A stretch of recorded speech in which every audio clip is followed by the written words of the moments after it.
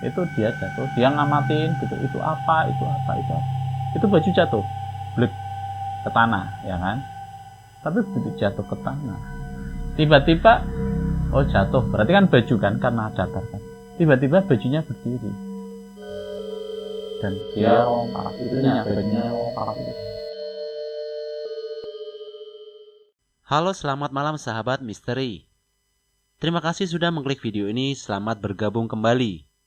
Wajah Misteri kembali hadir bersama Anda. Malam ini saya ditemani Mas Hasan yang akan menceritakan kisah misteri dari seorang subscriber yang telah membagikan kisahnya kepada kami. Seperti apa kisahnya? Mari kita simak video selengkapnya.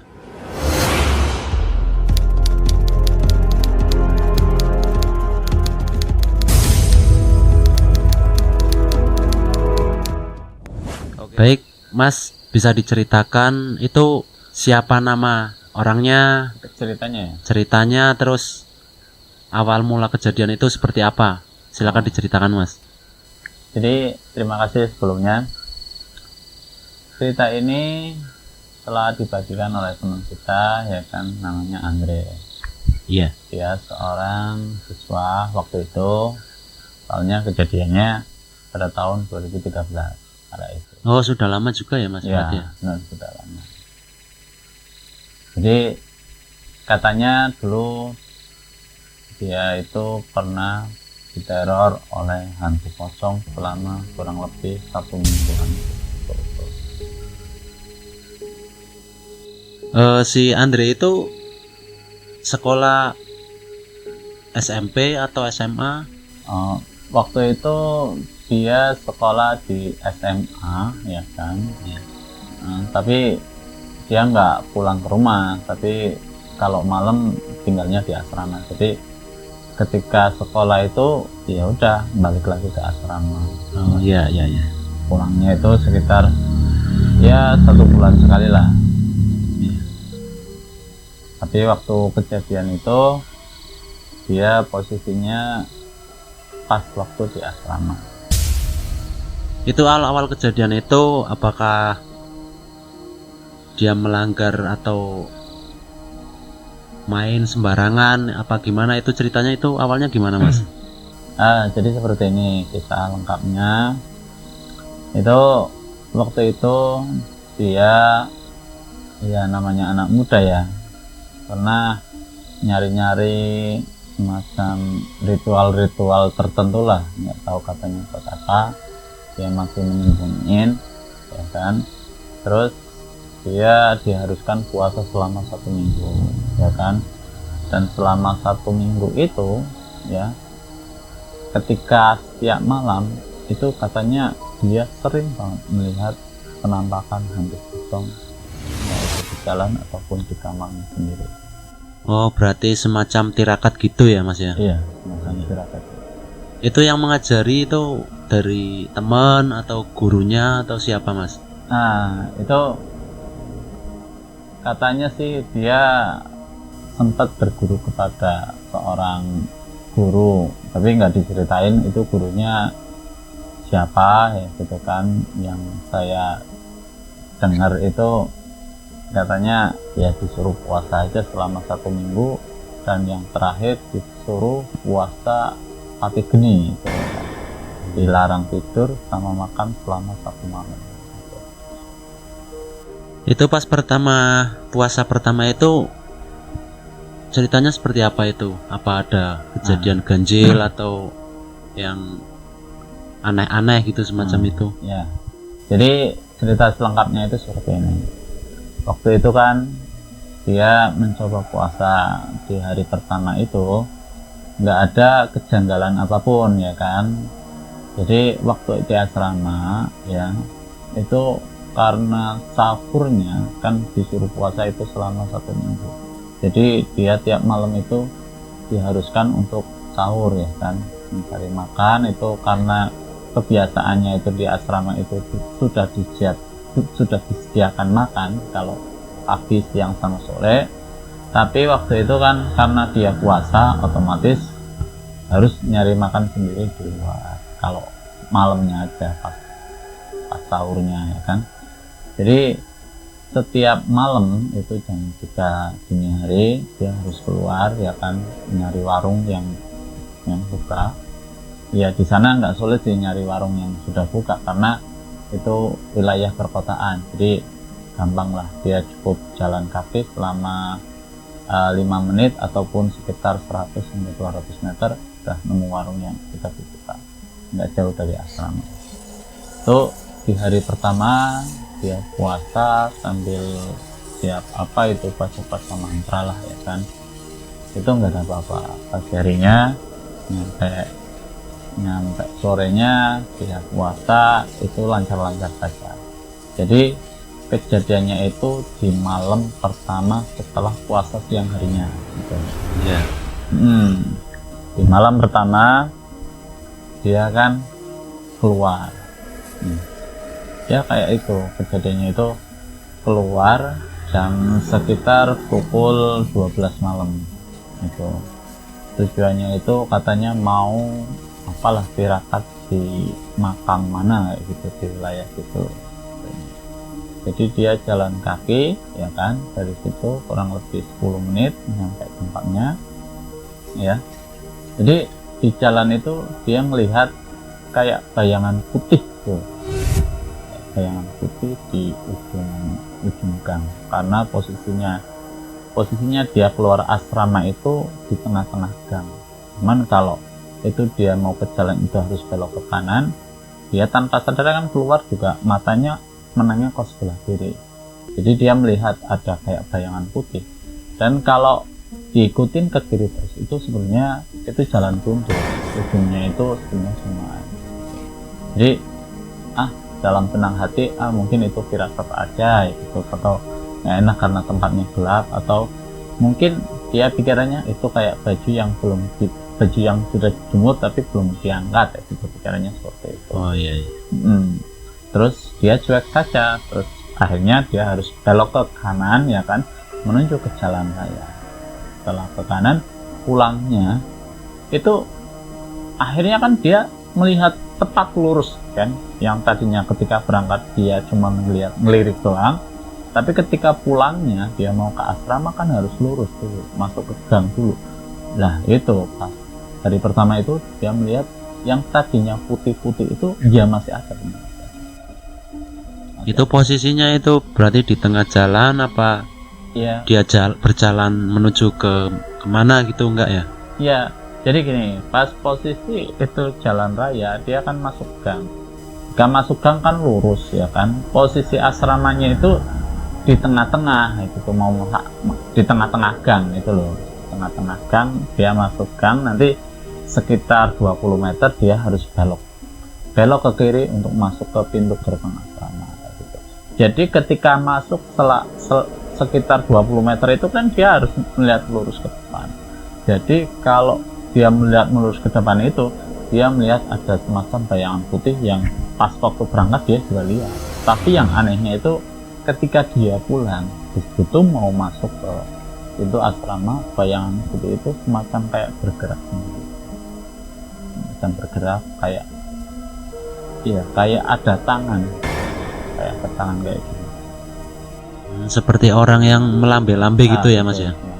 Orang yang melambai-lambai. Ya tadinya juga dia melihatnya perasaan aja, ya takut, cuman dia masih dibuat-buatin gitu, soalnya posisinya dia kan udah dekat mau ke asrama, sedangkan itu jarak antara dia sampai ke lokasi penambakan itu ya lumayan agak jauh, kurang lebih 30-an meter, jadi lebih dekat ke asramanya gitu kan. Tapi dalam benak hati itu semacam itu kayak pocong, tapi kayak bukan. Tapi kalau dilihat-lihat persis kayak ada melambai-lambai. Dan seketika dia udah mau masuk ke posisi, masuk ke sebelah kiri, masuk ke asramanya itu, langsung dia melirik ke sebelah kanan, posisi udah belok ke kiri masuk ke asrama. Dia melihat ke kanan, bayangnya itu langsung hilang.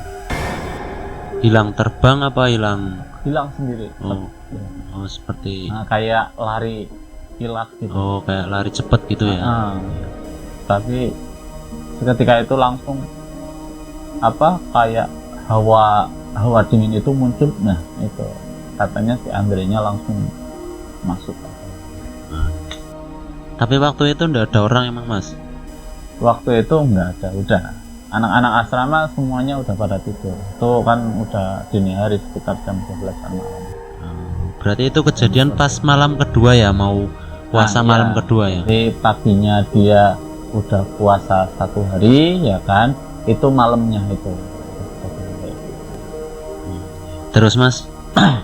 dan setelah itu dia kan begitu masuk ke dalam asrama ya, dia ngerasa seperti ada yang ngikutin itu ya kan, perasaan yang takut itu muncul walaupun tempatnya udah banyak lampu-lampu ya kan, udah masuk kawasan asrama.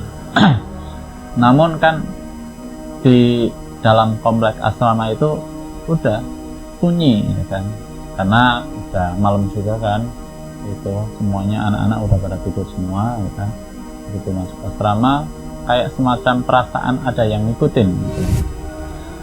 Tapi dia cuek aja gitu, cuek aja terus masuk ke kamarnya kan. Dan karena di situ panas banget ya kan, kebanyakan anak-anak asrama itu tidur tapi jendelanya pada dibuka, walaupun pintunya ditutup, jendela dibuka, karena kan nggak ada yang namanya kipas angin ataupun AC di sana. Begitu dia masuk ke dalam kamarnya ya kan, itu ya karena kelelahan lah ya kan, dia tidur. Begitu tidur, di awal dia tidur itu kayak ada semacam perasaan takutnya itu muncul lagi kan. Jadi tadi kayak ada yang ngikutin, tapi iya atau enggak gitu. Begitu dia tidur, katanya dia kayak melihat sesuatu ya, kayak bayangan hitam itu di pojok kamar, cuman dia hiraukan aja, tidur aja seperti itu. Begitu dia tidur, kurang lebih selama setengah jam dia tidur, rasanya kayak ada yang bahasa Jawanya itu direp-repin gitu. Ketindian ya.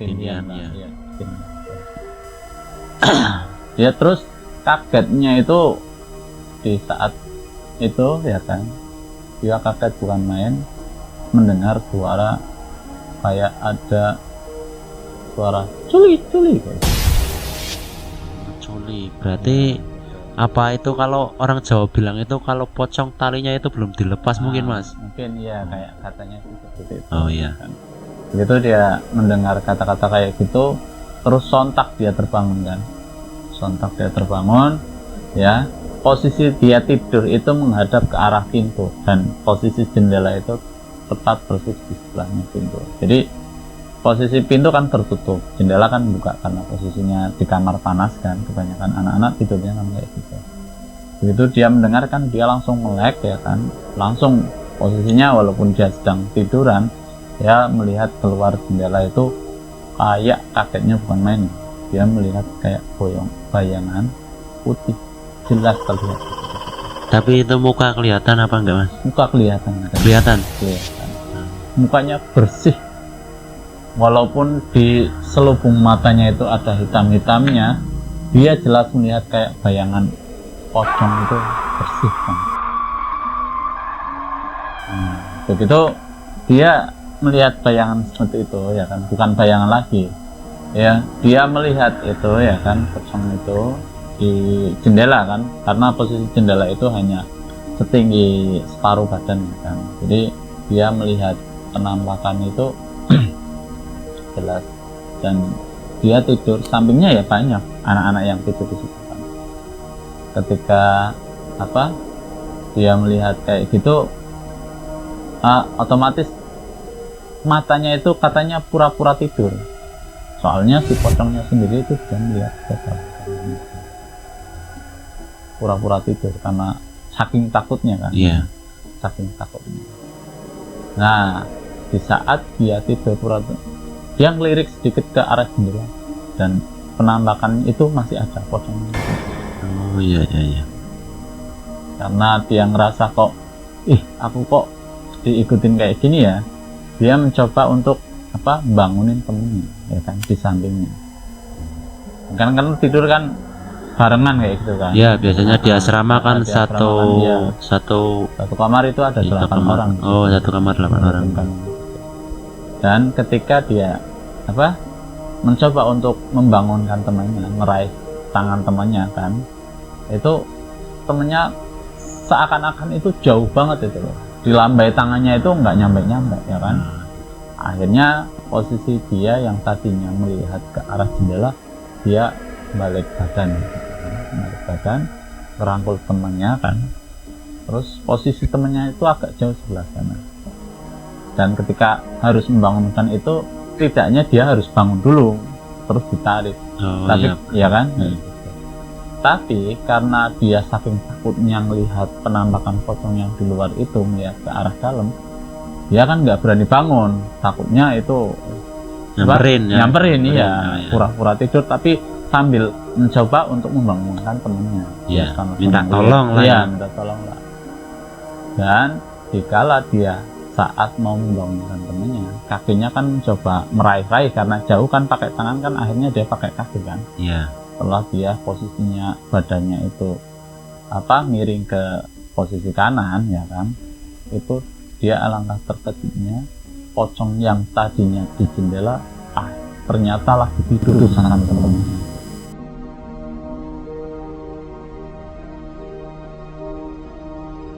Ada di depannya itu? Ada di depannya.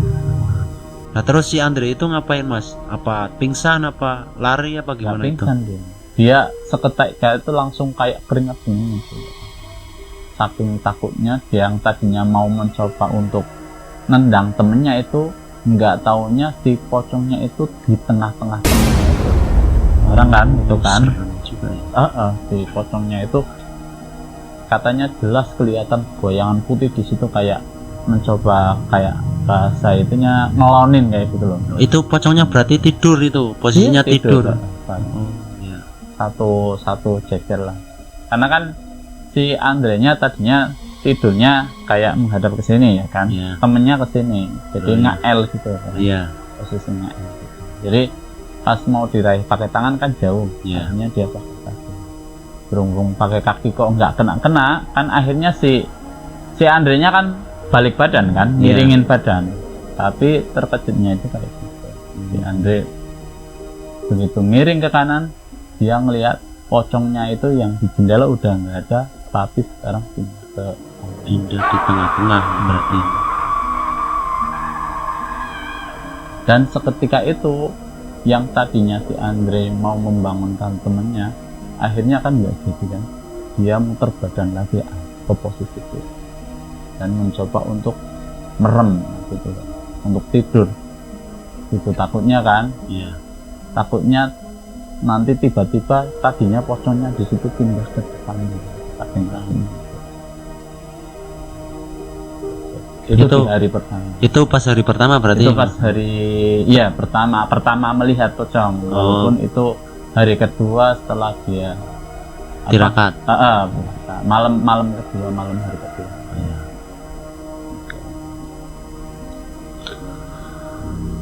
Dan setelah kejadian itu kan, tiba-tiba dia terbangun lagi. Akhirnya kan ketiduran beneran. Dia mencoba untuk tidur saking takutnya kan, akhirnya ketiduran benar. Begitu dia terbangun ya kan, posisi jendela itu udah buka kayak gitu. Cuman yang tadinya di situ ada pocong kan udah enggak. Dia bangun langsung kaget ya. Tadi mimpi atau bukan ya, kayak gitu. Mimpi atau bukan, kayak mimpi tapi kayak kenyataan. Dia begitu bangun langsung ke posisi jendela, tengok kanan kiri ya kan, lihat ke arah keluar, nggak ada orang, nggak ada apa-apa, lihat jam udah posisi jam 3:30. Ya kan, dia mau nggak mau kan harus nyari makan lagi kan, untuk sahur ya. Ya berarti masih tetap tirakat itu si Andre itu. Masih seperti itu. Dia kan nggak tahu bahwa posisinya itu kayak alasan didatengin apa Iya, hantu pocong akibatnya, itu iya. karena tirakatnya atau bukan, kan dia nggak tahu. Oh, belum tahu ya. Belum tahu. Ya. Akhirnya dia beraniin diri kan, wah udah ini takutnya nanti keburu subuh kan, dia akhirnya Iya. nggak gitu. Akhirnya dipaksain lah dia untuk bangun, dan kejadian yang semalam terjadi itu dianggapnya udahlah mungkin itu ujian ya gitu. Iya. Ujiannya itu atau akhirnya dia keluar ya kan, nyari makan. Udah hari pertama udah lolos, nyampe dia sahur, nyampe subuh. Terus kejadiannya lagi setelah dia hari kedua puasa, malam harinya itu kan rutinitas sama gitu kan, jadi kayak malam pertama juga di pukul jam 11 malam dia harus keluar ya kan, harus tirakat lagi katanya baca doa di mana itu. Nah begitu dia keluar, pulangnya nggak didatengin lagi kayak semalam itu. Dia nggak melihat penampakan yang di pojokan gang itu, nggak lagi. Jadi pas waktu hari ketiga ya kan, hari pertama dia kan nggak dapat apa-apa, nggak diganggu apa-apa.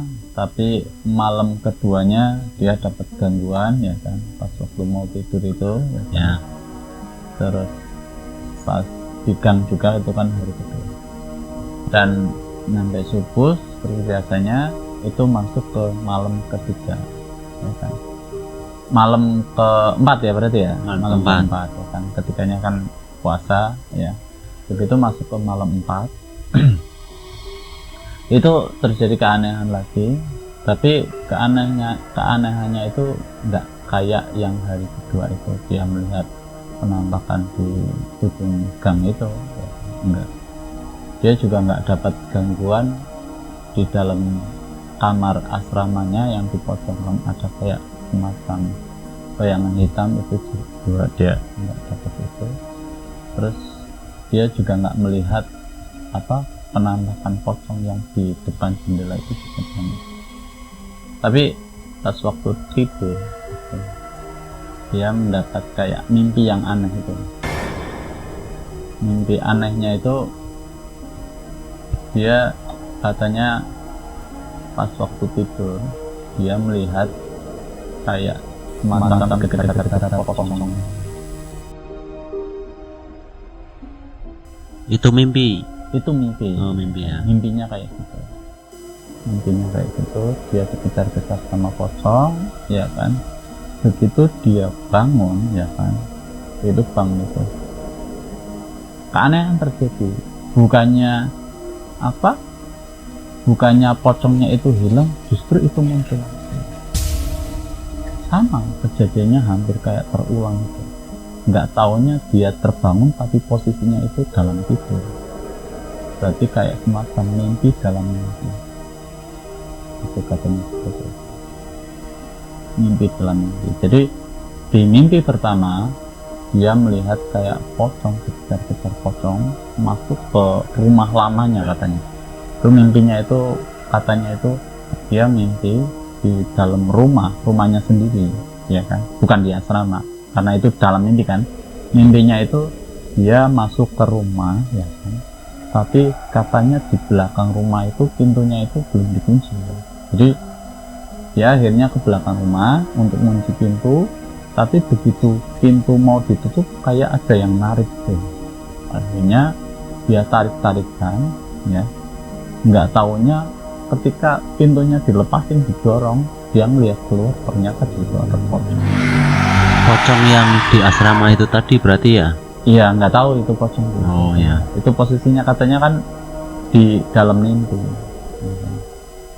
Dalam mimpi. Jadi dia kan nggak ingat posisi pas siangnya atau posisi apa, kan nggak tahu posisi. Pokoknya dia mimpi di kayak gitu. Akhirnya dia masuk ke dalam rumah, tiba-tiba terbangun gitu kan. Begitu terbangun ya, dia juga katanya begitu terbangun, posisi bangunnya itu di dalam rumahnya itu, masih dalam rumah. alhamdulillah katanya kan, saya terbangun tadi mimpi didatengin pocong gitu kan. Tapi begitu dia bangun, nggak taunya itu juga masih dalam mimpi. Berarti dia tidur ya kan, tidur kan di asrama tidur gitu kan, pas posisi lagi tirakat itu katanya kan, tidur. Terus dalam tidurnya itu dia ngimpi di rumahnya itu mau nutup pintu rumah. Iya. Begitu nutup pintu rumah ternyata ada pocong di belakang pintu itu. Begitu dia mau masuk ya kan, masuk ke dalam kan, itu pintu belakang kan, dia mau masuk ke kamarnya itu ya kan, tiba-tiba terbangun kan, terus dia istighfar ya kan, terus sambil alhamdulillah ya gitu kan. Dia tadi saking takutnya ternyata mimpi ya gitu kan. Dan mimpi itu begitu dia tadi terbangun, bangunnya itu di dalam rumah, bukan di asrama, bangunnya di dalam rumah itu. Tiba-tiba ada pocong di dalam rumah. Ketika dia takut lagi, tiba-tiba bangun. Nah, bangunnya itu baru kedua kalinya dia bangun di asrama. Jadi dia mimpi di dalam rumah. Gitu. Terus seketika itu bangun, dia langsung bangun lihat jam posisi 2:30. Itu gangguan yang malam keempat kan katanya gitu. Gangguan malam keempat, akhirnya dia bangun, dia udah mulai mikir, wah jangan-jangan ini karena tirakat yang dia lagi lakuin kan, gitu. Ujiannya seperti itu. Akhirnya mau nggak mau dia harus dikuat-kuatin kan, itu kan, kuat-kuat. Begitu dia keluar nyari makan, ya udah seperti biasa, nggak ada apa-apa. Tapi begitu pulang dia kan bungkus nasi itu kan, bungkus nasi, posisi nasi itu dia katanya ditaruh di atas meja itu. Meja asrama itu meja ya? Depan asrama kadang ada meja kecil gitu kan. Ya. Biasanya di atas meja itu ditaruh gelas sama galon buat minum anak-anak asrama gitu. Iya. Itu di depan pojokan asrama gitu, pojokan apa kayak gedung lah ya gitu. Begitu dia naruh di situ, terus dia kan ke kamar mandi untuk cuci tangan. Pas begitu balik, si nasinya itu nggak ada. Tahu-tahu nasinya itu ada di atas jendela kamar, masuk kamarnya. Tapi waktu itu nggak ada teman atau orang atau siapa ya, yang teman di situ? Ada, cuman kan pada tidur. Oh, udah pada istirahat semua. Jam segitu kan pada tidur. Ada 1-2 teman yang kadang-kadang bangun juga, dia lagi pada sholat ya juga atau apa kan. Cuman kan jauh kayak gitu kan, di kamar sebelahnya. Cuman dia kan nggak ngeh kayak gitu kan. Iya. Mungkin ada teman yang usil kayak gitu kan. Lah begitu dia mungkin lupa kan, dia nggak nyadar bahwa nasinya itu ada yang mindahin gitu. Dia nggak sadar. Begitu balik ke meja itu, dia nggak nyadar naruh nasi di situ. Taunya di atas jendela, langsung diambil aja makan. Tapi begitu makannya habis kan dia baru sadar, tadi kayaknya saya nggak naruh nasi di atas itu jendela. Dia baru ingat bahwa tadi kayaknya saya naruh nasi di atas meja. Kenapa tadi saya kok ambil di atas jendela? Seperti itu. Dan ketika dia keluar ya kan, keluar untuk cuci tangan lagi kan, karena makanya dia kan pakai tangan.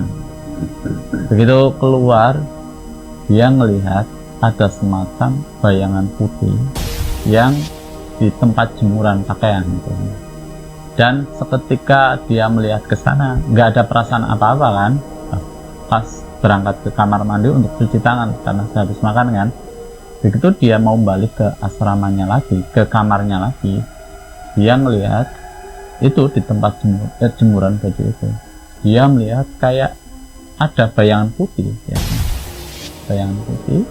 Dan dalam hati itu dia itu mikir bahwa itu paling baju, tapi perasaannya nggak enak gitu. Kayak baju kayak buka, bener ketika dia gantung gitu kan, baju kayak semacam gantung itu, tapi nggak pakai hanger kayak baju di itu kan, putih baju.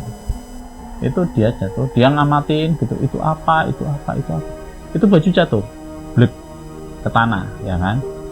Tapi begitu jatuh ke tanah, tiba-tiba oh jatuh, berarti kan baju kan karena datar kan. Tiba-tiba bajunya berdiri dan dia lompat, bajunya lompat itu. Dan si Andre seketika itu langsung masuk. Dia mikir, oh, ya bener ini nggak benar ini. Maksudnya kayak, wah ini udah berapa kali aja ini hal-hal yang kayak gini. Akhirnya dia mikir, oh ya, yang penting saya kuatlah.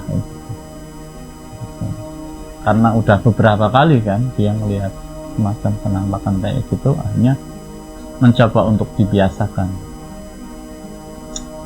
Begitu dia udah masuk ke pagi harinya kan seperti biasa itu kan.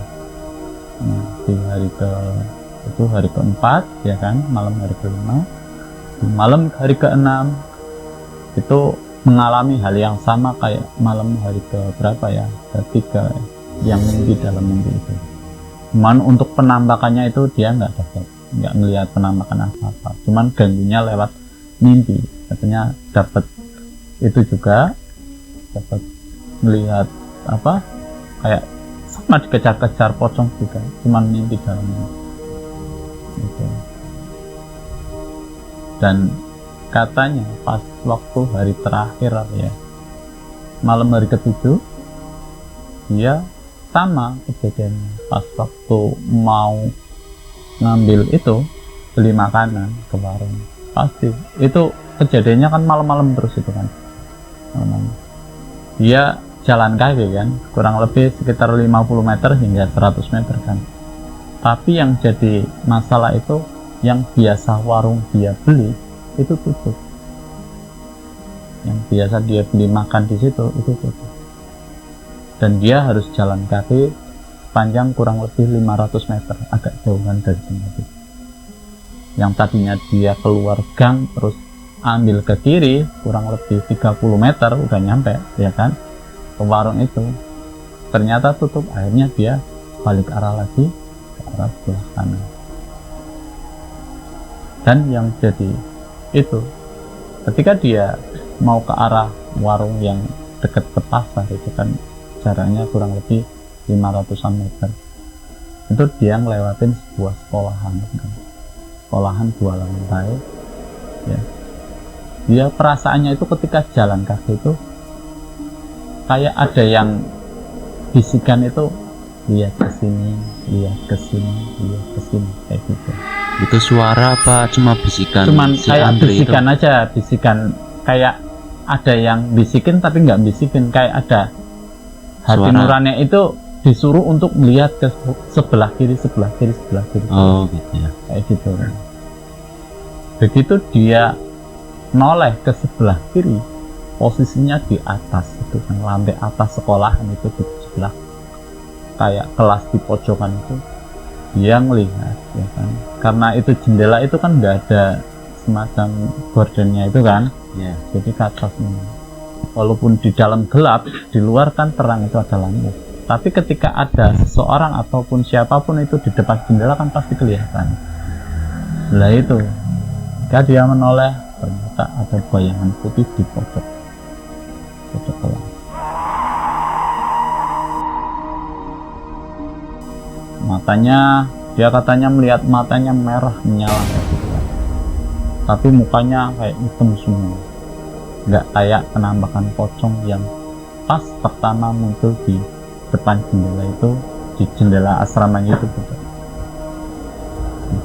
Seketika dia melihat itu, langkah kakinya katanya agak dipercepat. Dia nggak lari, ya. Dia nggak lari, tapi langkah kakinya dipercepat. Itu karena dia agak pedenya itu katanya, wah, untungnya posisinya agak jauhan kan. Dia seberang jalan, itu sekolahnya sebelahnya lagi. Jadi ada jalan lah itu kan, ada jarak jalan sama sekolahan itu. Dan itu ada di atas ya. Nah itu begitu dia nyampe ke warung ya, warung di itu yang dekat pasar itu yang jaraknya agak jauhan. Udah dia beli makan di situ. Dia nggak pernah makan di tempat warung, dia pasti bungkus. Begitu dia pulang, dia mencoba untuk nggak melihat ke sebelah sekolahnya tadi.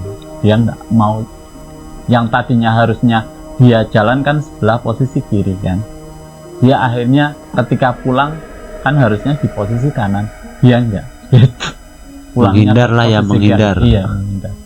Dia ke posisi kiri karena takut kan, kalau sebelah kanan kan jaraknya agak deketan, lebih dekat lagi.